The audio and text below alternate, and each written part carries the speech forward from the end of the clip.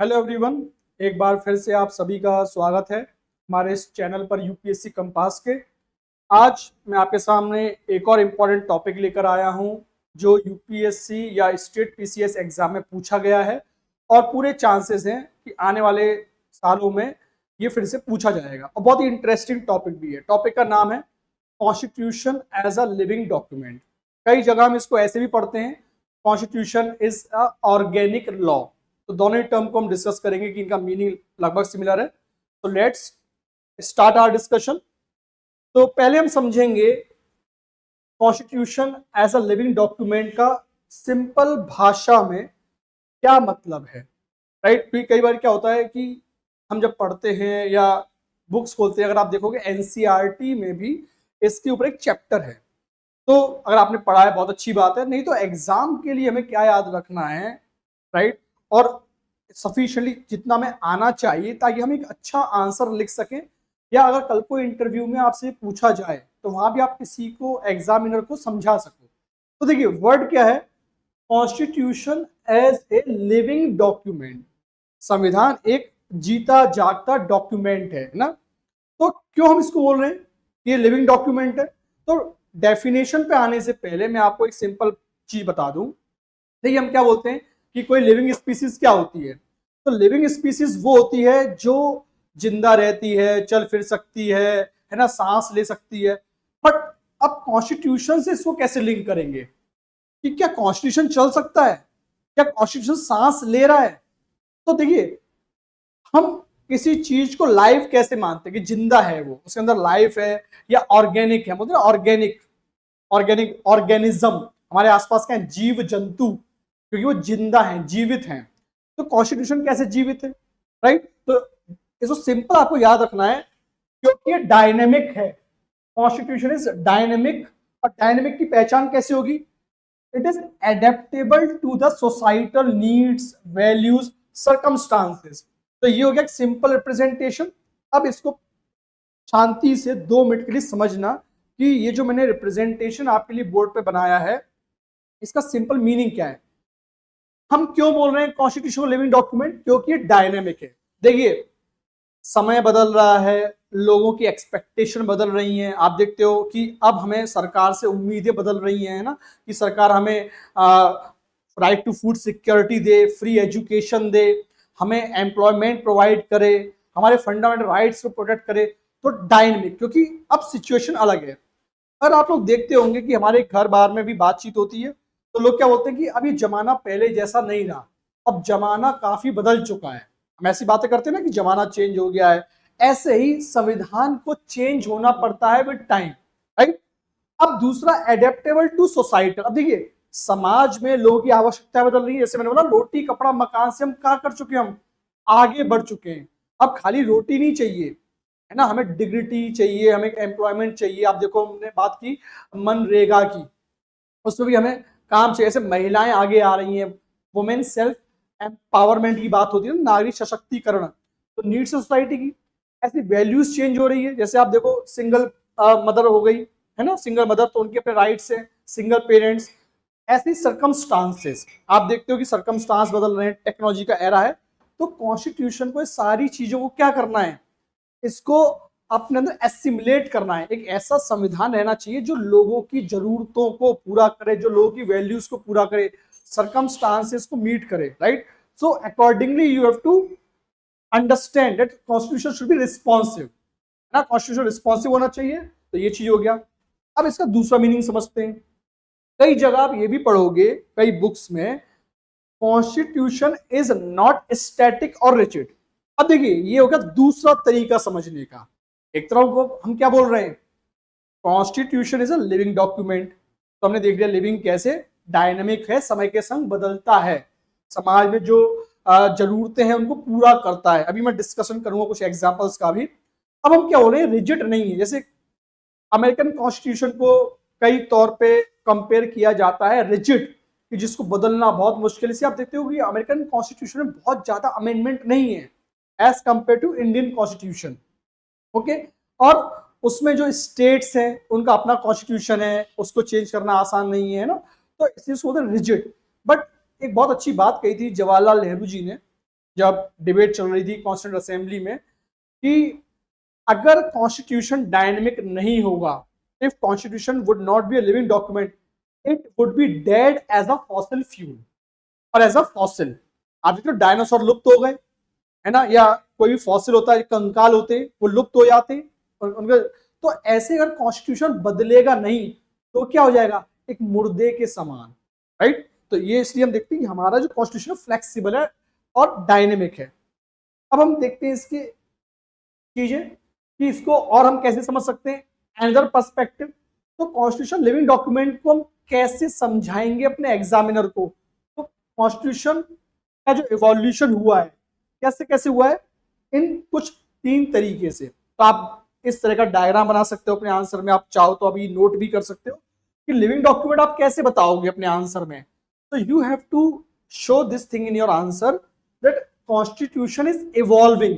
अब इवॉल्व कैसे हो रहा है कॉन्स्टिट्यूशन, ऐसा तो नहीं कॉन्स्टिट्यूशन बच्चे दे रहा है, अंडे दे रहा है ना। कॉन्स्टिट्यूशन को बढ़ने का तरीका क्या है, चलो कोई लिविंग बीइंग होता है वो तो ग्रो कर रहा है, ऑफ स्प्रिंग हो रहे हैं, उसके बच्चे हो रहे हैं, तो वो ग्रो कर रही है फैमिली।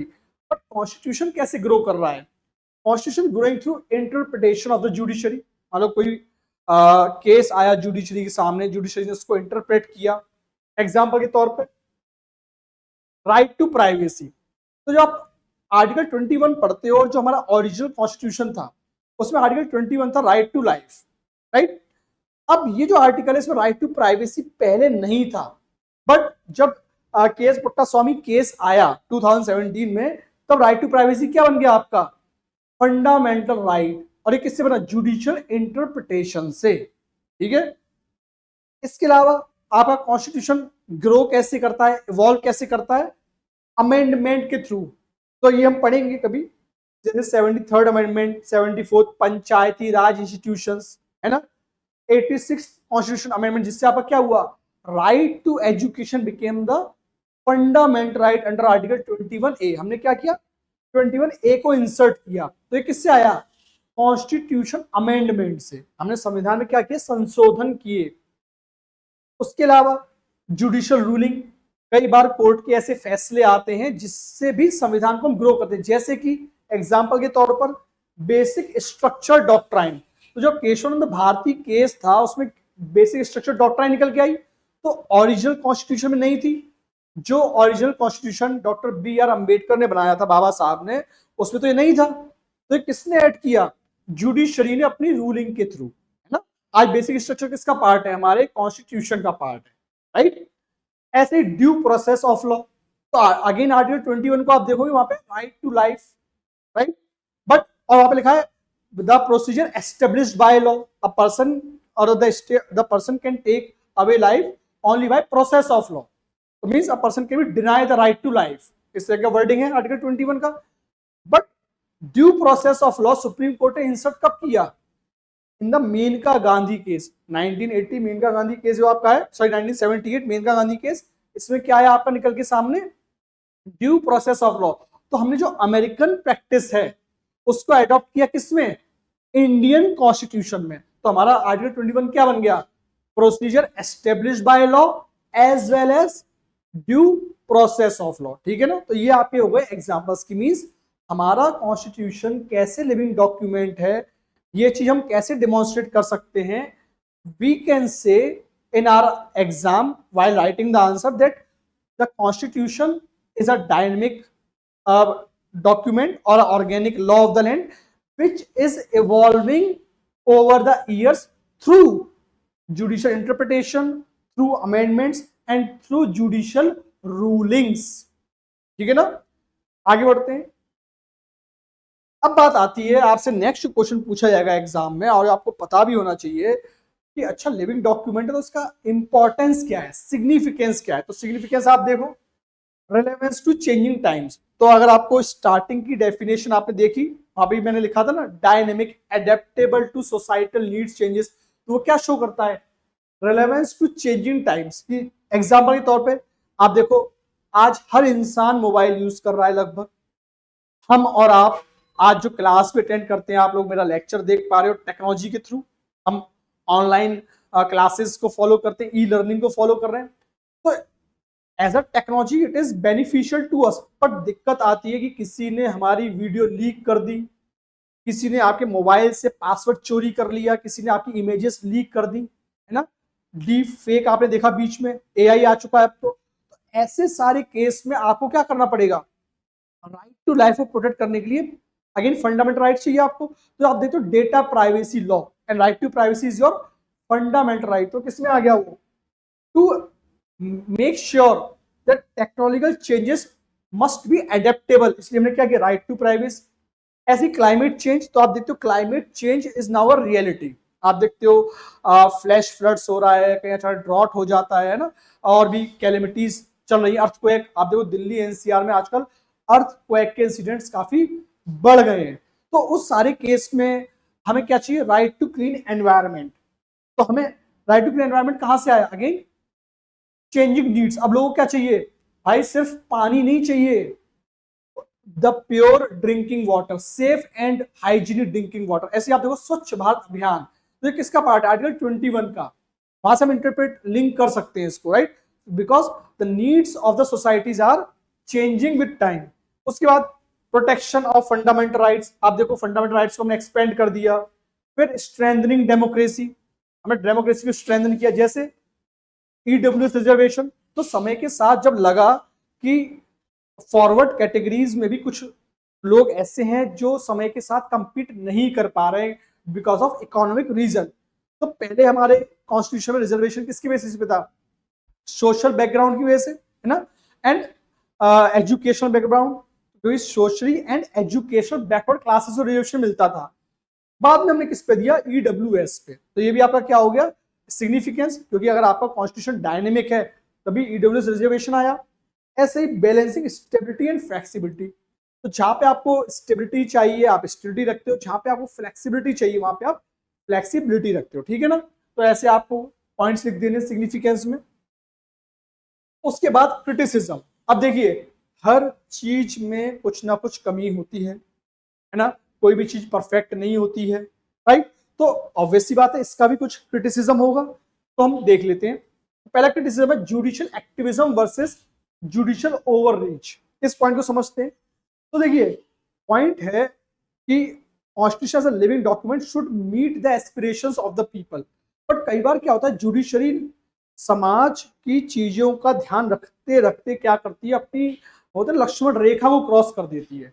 तो कई बार एक्सपर्ट बोलते हैं कि जुडिशरी ने लोगों को इंसाफ देने के लिए, कॉन्स्टिट्यूशन को डायनेमिक बनाने के लिए, लोगों की नीड्स को फुलफिल करते समय कुछ ऐसे फैसले लिए जरूरत ही नहीं थी।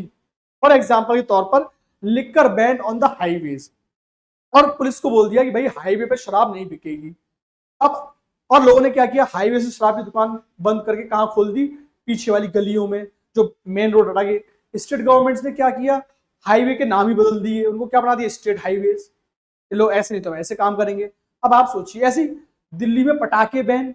अब आप बताइए इतनी बड़ी दिल्ली की आबादी है, उसमें प्रैक्टिकली पटाखों को बैन पुलिस वाले कैसे करवाएंगे। हर जगह पुलिस वाला खड़ा कर सकते हो क्या, नहीं कर सकते। तो इट इज वेरी डिफिकल्ट। तो कई बार लगता है कि आपने जुडिशियल ओवर रीच कर दिया, है ना।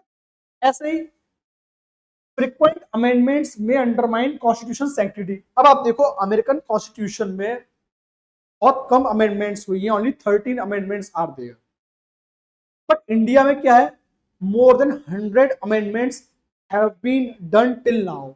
मोर देन 100, एग्जैक्ट नंबर आपको याद नहीं रखना, बट जस्ट एन आइडिया। तो आप सोचो अमेरिकन कॉन्स्टिट्यूशन हमसे कितना पुराना है, 200 साल पुराना है हमसे भी, फिर भी वहां पे इतने कम अमेंडमेंट्स हुए हैं और हमारा इतने सारे। तो कई बार लोग बोलते हैं कि अगर आप हर चीज बदल दोगे, हर चीज चेंज करते रहोगे, तो उसमें उसका अस्तित्व क्या बचेगा। मान लीजिए आप हो, आपके ऊपर इतना एक्सपेरिमेंट कर दिया जाए कि आपकी आइडेंटिटी खत्म हो जाए, तो फिर आप में बचा क्या, है ना। हम बोलते हैं कि आपने तो भाई पूरा ही चेंज कर दिया किसी इंसान की, इतनी आपने उसको मेकअप कर दिया, प्लास्टिक सर्जरी कर दी कि जो उसकी ओरिजिनलिटी थी वही खो गई। तो वही बात हो रही है सैंक्टिटी की, कि जो फ्रेमर्स हमारा बनाना चाहते थे आपने उससे कुछ अलग बना दिया, राइट। फिर पॉलिटिकल गेन्स की कई पार्टियां क्या करती हैं कि कॉन्स्टिट्यूशन में इसलिए भी चेंजेस लाती हैं कि उनको बस चुनाव जीतना का रास्ता जो है आसान हो जाए। ये भी एक प्रॉब्लम है, ठीक है।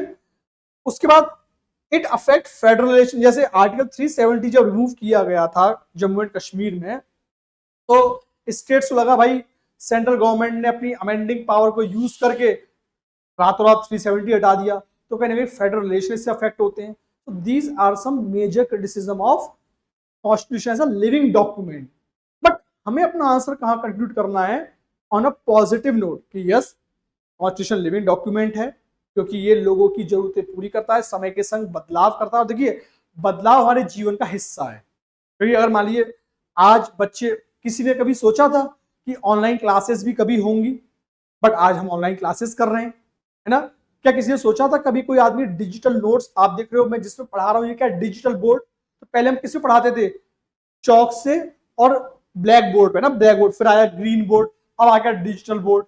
अब वो चौक और डस्टर वाला काम ही खत्म हो गया, है ना। ऐसे ही आज लोग टैबलेट पे लिख रहे हैं, हम कॉपी पेन पे लिखते थे। So changes is the only constant, है ना।